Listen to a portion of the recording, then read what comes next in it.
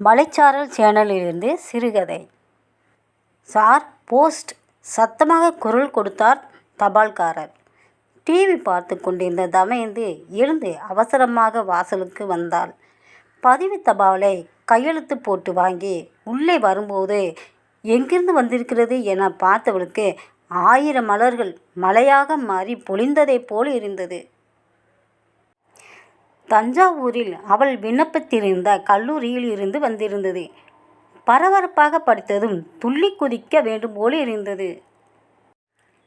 அவளுக்கு அந்த கல்லூரியில் இடம் கிடைத்து விட்டது. வந்து சேர்ந்து கொள்ள வேண்டிய தேதி மற்றும் கட்டணம் விபரம் எல்லாம் இருந்தன. மகிழ்ச்சி தாழாமல் அம்மா அம்மா என உள்ளே ஓட முயற்சித்தவளை என்ன லெட்டர் என தன் அறையிலிருந்து வந்த அப்பா சந்திரசேகரின் குரல் அதிகாரமாக ஒலித்தது. ஒரு கணம் உள்ளுக்குள் இருந்த உற்சாகம் ஓடி ஒளிந்தாலும் முகத்தில் இருந்த மகிழ்ச்சி மற்றும் மறையாமல் மறுத்து ஒளிர்ந்தது. தஞ்சாவூரில் காலேஜுக்கு விண்ணப்பம் போட்டிருந்தேன், சீட்டு கிடச்சிருச்சு என சொல்லி லெட்டர் வந்திருக்கு அப்பா. அவளுடன் கடிதத்தை தந்தையின் கையில் கொடுத்தாள். அப்போது அவளுடைய கண்களில் 1000 நட்சத்திரங்களின் நடன ஒளி தெரிந்ததை காண விரும்பாதவராய் கடிதத்தை அப்படியே வீசி எறிந்தார். அப்பா, அதிர்ச்சியாய் அவரை பார்த்தாள். அவருடைய முகத்தில் தெரிந்த அகங்காரம் அவளை உலுக்கி விட்டதைப் போல ஆடிப்போனாள். அந்த கடிதம் டிவி ஸ்டாண்டுக்கு கீழே சென்று தரையோடு தரையாக படுத்து கிடந்தது. நீ படித்து கிழிச்ச வரைக்கும் போதும், போய் வேலையை பாரு. அவருடைய கர்ஜனை அந்த கூடத்தையே குடுமியை பிடித்து ஆட்டியதைப் போல் கிடுகிடுக்க வைத்தது. அவருடைய காட்டுக்கத்தலான குரல் சமையலறை வரை பாய்ந்து பூங்கோதையை பதற்றமாய் வெளியே வரவைத்தது. கடிதம் பறந்ததை அறியாத பூங்கோதை அவரை பார்த்தாள். அந்த முகம் 1000 செங்கற்களை வைத்து மூட்டி எறியவிட்ட குலையாக தகதகத்தது. என்னவென அவள் கேட்க, வாயெடுப்பதற்குள் விருட்டென வெளியேறி தெருவில் இறங்கிய சந்திரசேகரின் கால்கள் தேவையில்லாத ஒரு வேகத்தில் நடந்தன. நோக்கமில்லாத கால்களுக்கு ஓடிப்போய் எதையோ பிடித்துவிட வேண்டும் என்ற வேகம் இருந்தது. நெஞ்சம் முழுவதும் அடைத்திருந்த அழுத்தம் அவர் முன்னோக்கி தெருவில் நடக்க நடக்க அவரை பின்னோக்கி கொண்டு சென்றது. படி படி என்று சொன்ன அதே வாயால் படித்து கிழிச்சது போதும் என்று கூறிவிட்டார். படிப்பை தவிர அவள் எந்த வேலை செய்தாலும் மனைவியை அழைத்து திட்டிவிட்டு படிப்பது மட்டும்தான் உன் வேலை என்று சொன்னவர் போய் வீட்டு வேலையை பார் என்று விரட்டுகிறார். பெண் அடிமைத்தனமான வார்த்தைகள் இல்லை இவை. பெண்ணால் அவர் பட்ட அடியால் வெளியிட்ட வார்த்தைகள். தமயந்தி அவருக்கு ஒரே மகள். பெண் பிறந்ததால் லட்சுமி பிறந்திருக்கிறாள் என்று கொஞ்சிய உறவுகளிடம் சரஸ்வதி பிறந்திருக்கான்னு சொல்லுங்க என சொல்லி திருத்தியவர். சரஸ்வதியாகத்தான் வளர்த்தார். படிப்பு மட்டும் இல்லை, தன் மகள் ஆயக்கலை 64லும் பயில வேண்டும் என உழைத்தார். இந்தா பொட்ட பிள்ளை 4 எழுத்து படிக்கிறது நல்லது தான், படிப்போட நிப்பாட்டுங்க, பாட்டு படிக்க பரதநாட்டியம் கற்றுக்கணும்னு எதுக்கு அனுப்புகிற? அந்த கால பாட்டி நொந்து கொண்டாள். இந்தா வெத்தலையை போட்டுக்கிட்டு வெட்டி நாயம் பேசிக்கிட்டே காலத்தை கழிச்ச உன்னை மாதிரி இந்த காலத்தில் வாழ முடியாது. என் பொண்ணு சகலகலா வள்ளியாக்கும் என சொல்லி தாய்க்கிழவியை தட்டி வைப்பார். என்னங்க, இந்த கராத்தே கிளாஸ் எல்லாம் எதுக்காம்? செலவு கையை பிடிக்குது. அந்த காசை ஒரு ஆடியா போட்டால் கூட அவள் கல்யாணத்துக்கு உதவும். மனைவி கவலைப்பட்ட போது, இதை பாரு, என் பொண்ணு கல்யாணத்துக்கு நான் தரப்போகிற சீரு என்ன தெரியுமா? அவள் வாங்கி வச்சிருக்கிற கோப்பை, கேடயம் மற்றும் கருப்பு பெல்ட்டு தான் ஒட்டியானம். ஆமாம், புருஷன் ஏடா கூடமாக ஏதாவது சொன்னால் அந்த கருப்பு பெல்ட்டு பேசும். அவளும் அப்பாவுடன் சேர்ந்து வாயாடுவாள். இதெல்லாம் எங்கே ஒருத்தன் வீட்டில் போய் குப்பை கொட்ட போகுது? தலையில் அடித்து கொள்வாள் தாய்க்கிழவி. நீதான் குப்பை கொட்டுறதுல ஸ்பெஷலிஸ்ட் ஆச்சே, என் வீட்டுக்கு வந்து குப்பையை கொட்டு என பாட்டியை கேலி பேசுவாள். அத்தனையும் அப்பா தந்த செல்லம். அப்படிப்பட்ட அப்பா இன்று அதிரடியாக தீர்ப்பு சொல்லிவிட்டார், படிக்க வேண்டாம் என்று. என் பொண்ணை படிக்க வச்சு கலெக்டர் ஆக்குவேன் பாரு என தோள் தட்டிய அப்பா அவளை வெட்டிப்பட துணிந்து விட்ட நேரமும் ஒன்று வந்தது. எப்போது தேர்வு முடிவுகள் வரும்? அதை ஒரு தீபாவளி அளவுக்கு கொண்டாட திட்டமிட்டு கொண்டிருந்தார். தேர்வுக்கு பிறகு வந்த விடுமுறையை கூட அவள் பயனுள்ள வகையில் கழிக்க வேண்டும் என விரும்பினார்.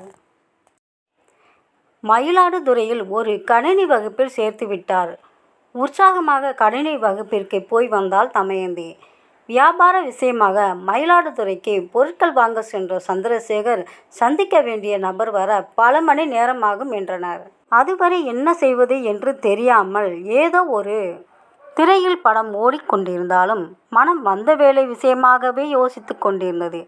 அவரின் கண்களின் முன் 2 வரிசை தள்ளி அமர்ந்திருந்த அந்த ஜோடி அரைகுறையான திரையின் வெளிச்சத்திற்கு ஏற்ப தெரிந்து கொண்டிருந்தனர். திரை அரங்குகளில் இருட்டில் அவர்களின் நெருக்கம் அவரை படம் பார்க்க விடாமல் அலைக்கழித்தது. கையோடு கை, முகத்தோடு முகம் என சரச சல்லாபத்தில் திளைத்து கொண்டிருந்தது அந்த ஜோடி. ச்சே, என்னதான் காதலர்களாக இருந்தாலும் பொது இடத்தில் இப்படியா? அவருடைய யோசனைகளுக்கு இடையிலேயே இடைவேளை விட்டதில் பளிச்சென விழுந்த வெளிச்சத்தில் திரையரங்கே விழித்து கொள்ள ஆடிப்போய் விட்டார். அது அவருடைய லட்சிய மகள் தமயந்தி. கடவுளே, கனவில் கூட இப்படி ஒரு காட்சியை அவர் நினைத்து பார்த்திருக்க மாட்டார். வெளியே சென்று ஐஸ்கிரீம் வாங்கி சாப்பிட்டு கொண்டிருந்த மகளின் எதிரே போய் நின்றார். ஆடிப்போய் விட்டாள் தமயந்தி. வீட்டுக்கு வா என ஒற்றை வார்த்தை மட்டும் சொல்லி திரையரங்கை விட்டு வெளியேறினார். அந்த வேலையை கவனிக்காமல் வீட்டிற்கு கிளம்பிவிட்டாள். எப்போதும் தொட்டு தொட்டு பெருமைப்பட்டு கொண்ட அவள் வாங்கிய கராத்தே பெல்ட்டை எடுத்து விளாசினார். அன்றிலிருந்தே கணினி வகுப்பு கட்டானது. இனி இப்படி செய்ய மாட்டேன் என இறங்கி கால் பிடித்து அழுது மன்னிப்பு கேட்டாள் தமயந்தி. உதறினார் கால்களை. மனதிலிருந்தும் தான். அன்றிலிருந்து பெரியதொரு மௌனத்திரை அப்பா பெண்ணுக்கு இடையில் விழுந்து விட்டது. கொடுத்த சுதந்திரத்தை தவறாக பயன்படுத்திய மகளை அவர் மனம் மன்னிக்கவில்லை. இனி அவள் படிக்கக்கூடாது என முடிவு செய்துவிட்டார். பழைய காட்சிகள் அவரை இயக்கத்தில் பழக்க தோஷத்தில் கால்கள் தேநீர் அருந்தும் கடைக்கு கொண்டு வந்தன. நெஞ்சு வலிப்பதைப் போல இருந்தது. கண்களை கீறி அழுகை பெருக்கெடுத்தது. தேநீருக்கு சொல்லி தன் கண்ணீரை யாரும் கவனித்து விடாதபடி மறைத்து கொள்ள அங்கிருந்த செய்தித்தாளை எடுத்து மறைத்து கொண்டார். சார், டீ கடை பையனின் குரலுக்கு செய்தித்தாளை இறக்கியவர் எதிரே டிப் டிப்பாக அமர்ந்திருந்தவனை பார்த்தார். கை தேநீர் கிளாஸை வாங்கினாலும் கண்கள் அவன் மீதே பதிய மூளை திணறியது. யார் இவன்? எங்கோ பார்த்திருக்கிறேனே. யோசிக்க யோசிக்க பிடிபட்ட போது திகைத்து துணுக்குற்று அதிரவும் செய்தார். மாயாண்டிதானே இவன்? மாயவரத்தில் பெரிய ரவுடி. அரசியல் பிரச்சனையில் கட்சி பிரமுகரை வெட்டியதில் கொலை வழக்காகி ஜெயிலுக்கு போனவன். அவனா இவன்? தாடியும் மீசையும் பரட்டைத்தலையும் கழுத்தில் கொத்து கொத்தாய் பித்தளையும் சில்வர் சங்கிலியுமாய் கையில்லாத பனியன் லுங்கி என தெரியும் மாயாண்டியா இவன்? ஏதோ கல்லூரி பேராசிரியரைப் போல் பளிச்சென்ற உடையும் பாந்தமான கண்ணாடியும் படிய சீவிய கேசவுமாய் ஜெயிலிலிருந்து எப்போது விடுதலையானான்? ஆயுள் தண்டனை தான் கிடைக்கும் என்று பேசிக்கொண்டனரே. இவன் ஜெயிலுக்கு போன பிறகுதானே மாயவரமே தெளிவாக சுவாசிக்க துவங்கியது. இது என்ன புது வேஷம்? மாறு வேஷத்தில் மறுபடி எவனையாவது தீர்த்து கட்ட வந்திருக்கானா? இவ்வாறு பல யோசனைகள். அவருடைய தேநீர் ஆறி போய் இருந்தது. அடுத்து ஈ விழும் நிலைதான். தேநீரை குடித்துவிட்டு எழுந்தான். மாயாண்டி பக்கத்தில் வைத்திருந்த சில புத்தகங்களை எடுத்துக்கொண்டான். அந்த புத்தகங்கள் தான் அவரை இன்னும் நிலைகுலைய வைத்தன. அவரைப் போலவே அந்த கடையில் இருந்த அனைவருமே அவனுக்கு தெரியும். அவன் சென்ற பின் கடைக்காரர் இன்னொருவரிடம் அது யாருன்னு தெரியுதா? அவனை தெரியாம என்ன? ரவுடி மாயாண்டி தானே. ஜெயிலிலிருந்து வந்துவிட்டான் போலிருக்கு. ஆளே மாறிட்டான். வாத்தியார் மாதிரி கையில் புத்தகமெல்லாம் வச்சிருக்கான். வாத்தியாரே தான். என்னது வாத்தியாரா? ஆமாம், ஜெயிலில் படித்து டிகிரி வாங்கி இருக்கான். புத்தி வந்திருக்கு. வெளியில் வந்ததும் கத்தியை தூக்கி போட்டுட்டு புத்தகத்தை எடுத்துட்டான். இப்போ ரவுடித்தனம் எல்லாம் பண்ணுறதில்ல. ஏதோ ஒரு டியூஷன் சென்டரில் வாத்தியாரம் பாடம் சொல்லி தந்து வாழ்க்கையை நடத்துகிறானாம். எல்லாம் படிப்பு தந்த மாற்றம். ஜெயிலில் கைதிகளுக்கு சாப்பாடு வசதின்னு நிறைய குறைகள் இருக்கலாம், கொடுமைகள் இருக்கலாம். ஆனால் நீ திருடன், கொலைக்காரன், படிக்கக்கூடாதுன்னு யாரும் கல்வியை மறுக்கப்படலை.